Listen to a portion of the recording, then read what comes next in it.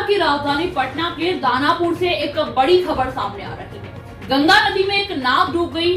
बताया जा रहा है कि नाव से कुछ मजदूर गेहूं की फसल काटने के लिए गंगा नदी पार कर रहे थे, तभी अचानक से नाव नदी में पलट गई। नौका हादसे में 3 लोगों के लापता होने की बात कही जा रही है।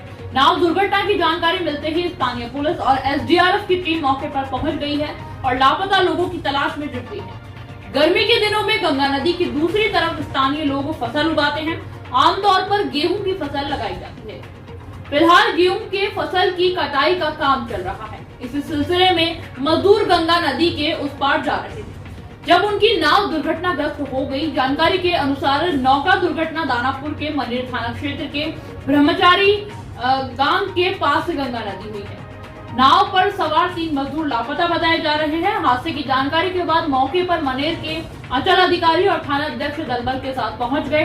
शुरुआत में स्थानीय गोताखोरों को बुलाकर लापता मजदूरों का पता लगाने की कोशिश की गई। इसके बाद एसडीआरएफ की टीम को भी मौके पर बुला लिया गया है। स्थानीय गोताखोरों और एसडीआरएफ की टीम गंगा नदी में लापता हुए मजदूरों की तलाश कर रही है।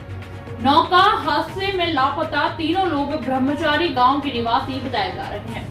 इनकी पहचान विजय कुमार, अर्जुन कुमार और मुन्ना कुमार के तौर पर की गई। इस बीच घटनास्थल पर ग्रामीणों की भीड़ जुटी। दूसरी तरफ गांव में कोहराम मचा हुआ है। दानापुर में गंगा नदी से लगते दियारा का क्षेत्र है। यहाँ के हजारों लोग प्रतिदिन नाव के सहारे ही आवागमन करते हैं। इसके अलावा जिन लोगों की खेत नदी पर है उन्हें भी नाव के सहारे ही पार करना पड़ता है। नाव संचालक आमतौर पर ज्यादा कमाई के चक्कर में ज्यादा यात्रियों को बिठाकर नदी पार कराते हैं, जिससे दुर्घटना की आशंका हमेशा बनी रहती है। समीप में कोई पुल न होने की वजह से लोग भी मजबूरी में गंगा नदी नाव से ही पार करते हैं।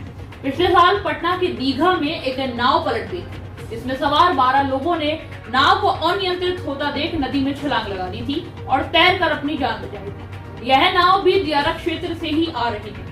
गंगा पर पार कर रहे लोगों के शहर की और आने के लिए मुकम्मल व्यवस्था न होने की वजह से बड़ी तादाद में लोग नाव के सहारे ही पार से उस पार आते जाते थे। ब्यूरो रिपोर्ट, बीबी न्यूज, पटना।